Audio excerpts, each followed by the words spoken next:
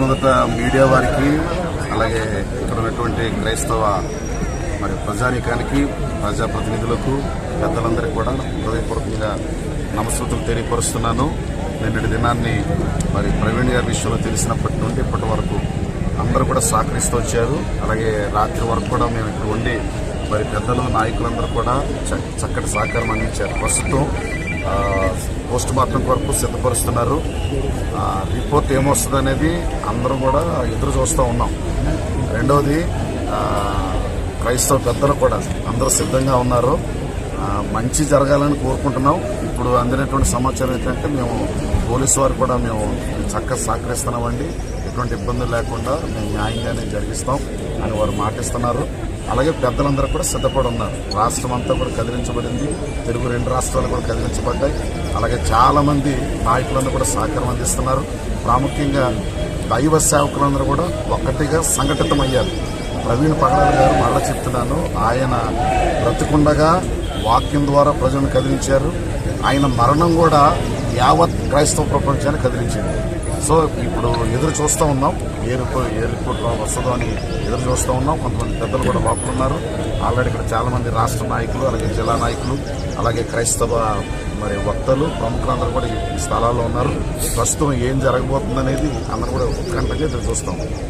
Sir thank you. మరి గడిచిన రాత్రి నుంచి అంటే ఇక్కడి నుంచి వెళ్ళిన దగ్గర నుంచి చాలా మంది కొన్ని వీడియోస్ ద్వారా సోషల్ మీడియాలో ఏం ప్రమోట్ చేస్తున్నారంటే ఖచ్చితంగా యాక్సిడెంటే, ఇలాంటిది ఏమీ లేదు, లేదంటే కొంతమంది మతోన్మాదులు అయితే ఆల్రెడీ క్రిస్టియన్ న్యూస్ ఛానల్స్లోనూ లేదంటే ఇది టెలికాస్ట్ చేస్తున్న వాటిలోనే ఇది మంచి జరిగిందని చెప్పి చాలా సంబరాలు చేసుకునేటువంటి పరిస్థితులు కనబడుతున్నాయి.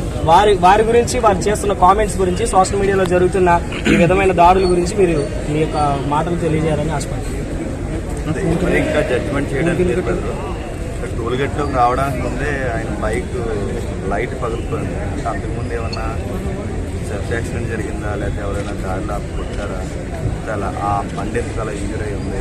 ఇవన్నీ మాకు పెద్ద పెద్ద ప్రశ్నలు. ఇవన్నీ మరి ఏదైనా ఒకవేళ ఆయన భౌతిక దాడులు ఏం చేస్తే మనకు పోస్ట్ మార్టం చేయాలి.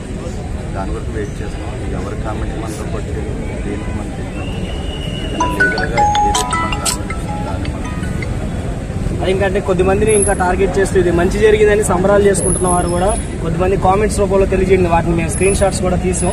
మరి చాలా మంది వీటిని కూడా క్రైస్తవులు కూడా వీటిని ఖండిస్తూ మాట్లాడుతూ ఉన్నారు. మినిమం నైతికత లేని వాళ్ళు మాట్లాడారు. అంటే ఎవరైనా చనిపోతే కనీస సంఘీభావం, మానవత భావం ఉండాలి. అంటే వాళ్ళు అలా మాట్లాడుతున్నారంటే వాళ్ళు చదివే గ్రంథాలు ఎలాంటివి, వాళ్ళ ప్రాక్టీస్ ఎలాంటివి, అంటే వాళ్ళు ఏ విధమైన యాటిట్యూడ్ కలిగి ఉన్నారో వాళ్ళ మాటలు, వాళ్ళ కామెంట్లు మనకు చెప్తున్నాయి. ఒక వ్యక్తిగా చనిపోయినప్పుడు మానవ నైజంతో మనం కనీసం జాలి చూపించాలి. అది కూడా చూపించలేదంటే వాళ్ళు నమ్మే గ్రంథాలు, వాళ్ళు నమ్మే విశ్వాసాలు వాళ్ళ యొక్క ప్రవర్తన మనకు తెలియజేస్తుంది. కాబట్టి వాళ్ళ ఇంగిత జ్ఞానం పొందాల్సింది మా ఆన్సర్ చేయడం అవసరం లేదు. మనకు అవసరం మన క్రైస్తవ సమాజానికి ఏం జరిగిందో మనం సమాధానం చెప్పాలి. దాని వరకు మీద చూస్తున్నాం. థ్యాంక్ యూ అండి. అట్లాగే ఇక్కడ మన మధ్య అమతేజ ప్రాంతానికి రావడం సో నిన్నటి నుంచి మన వీళ్ళందరూ కూడా నాయకులు వీళ్ళందరూ కూడా ఎంతగానో కృషి చేస్తున్నారు. సో నేను ఆశపడేది ఒకటే, ఇకనైనా క్రైస్తవ సమాజం అంతా ఏకం కావాల్సినటువంటి సమయం ఆసన్నమైంది. కనుక మనమంతరం కూడా 2 తెలుగు రాష్ట్రాల్లో ఉన్న సేవకులు, క్రైస్తవులు ప్రతి ఒక్కరం కూడా ఏకం అవ్వాలని నేను మనస్ఫూర్తిగా కోరుకుంటున్నాను.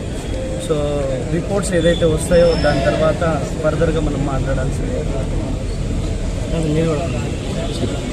ప్రైమరీగా జరగవలసినటువంటి ఇన్వెస్టిగేషన్లో పోలీసు వారు ఎలాంటి విషయాలు కూడా ఇక్కడ ఉన్నటువంటి యావత్ క్రైస్తవ సమాజానికి ఏ విధమైనటువంటి ఇన్ఫర్మేషన్ ఇవ్వలేదు. సో ఇంతకుముందు ఎన్నో వందల కంప్లైంట్స్ మరి ఆల్రెడీ క్రిస్టియన్ తరఫు వెళ్ళినా ఏ విధమైనటువంటి యాక్షన్ తీసుకోలేదు. మరి ఇలాంటి యాక్షన్ తీసుకోవడానికి కారణం ప్రభుత్వం నుంచి వారి మీద ఒత్తిళ్లు ఉన్నాయా?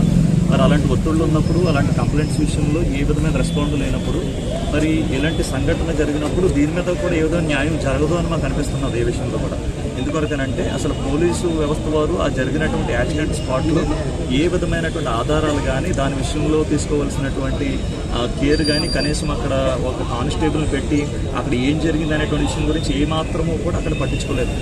సో ఇంత కేర్లెస్గా ఉన్నారు అని అంటే సో దీన్ని మాఫీ చేయాలనేటువంటి ఉద్దేశంతో వీళ్ళు ముందుగానే ఆ విధమైనటువంటి ఆలోచనతో ముందుకు వెళ్ళారా?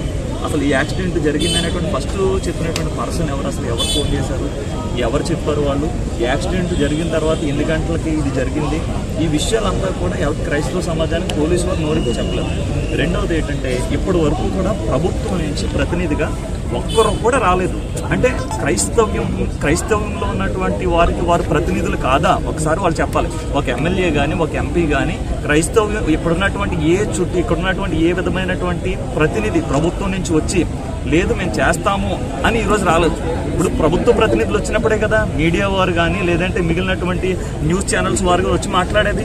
ఈరోజు ప్రతినిధులు రావట్లేదు అని అంటే ఈరోజు ప్రతినిధులు పోలీసు వ్యవస్థ వెనకుండి పనిచేస్తున్నారా? సో ఇన్ని అనుమానాలు ఈ రోజున క్రైస్తవ్యంలో ఉన్నాయి.